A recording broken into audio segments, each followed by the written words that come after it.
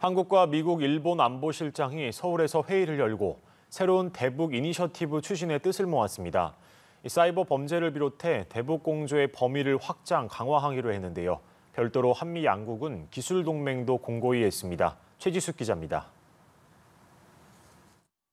지난 8월 한미일 정상회의 이후 처음 열린 3국 안보실장 회의. 조태용 국가안보실장과 제이크 설리번 미국 국가안보보좌관, 아키바 다케오 일본 국가안전보장국장은 대통령실에서 약 1시간 50분간 회의를 갖고 결과를 공동 발표했습니다.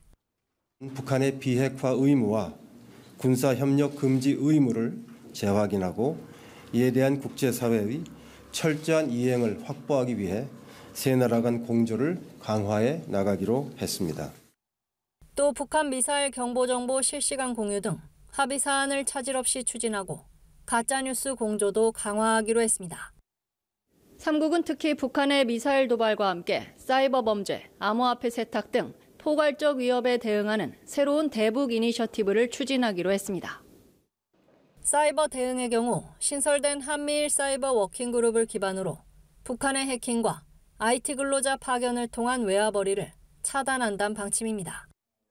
글로벌 안보 현안과 관련해선 중국을 겨냥하기도 했습니다. We will continue to stand up for peace and stability across the Taiwan Strait and freedom of navigation in the East and South China Seas. 설리번 보좌관은 바이든 대통령의 3국 관계 강화 약속을 전한 가운데 삼국은 철통 결속을 다졌습니다. 정부는 내년 한국에서 한미일 정상회의 개최를 추진하고 있습니다. 대통령실 고위 관계자는 두세 달간 3국이 안보실장 회의의 시기와 내용을 면밀히 조율해왔다면서 이번 회의는 한미일 정상회의 제도화에 중요한 한 걸음을 뗀 거라고 평가했습니다. 한미 안보실장은 별도로 제1차 차세대 핵심 신흥기술 대화를 갖고 반도체 기술센터 협력을 비롯해 바이오, AI 등 첨단 기술 분야 연구 협력에 뜻을 모았습니다. 내년엔 인도까지 포함한 3국 대화로 기술 동맹을 확장한다는 계획입니다. 연합뉴스TV 최지숙입니다.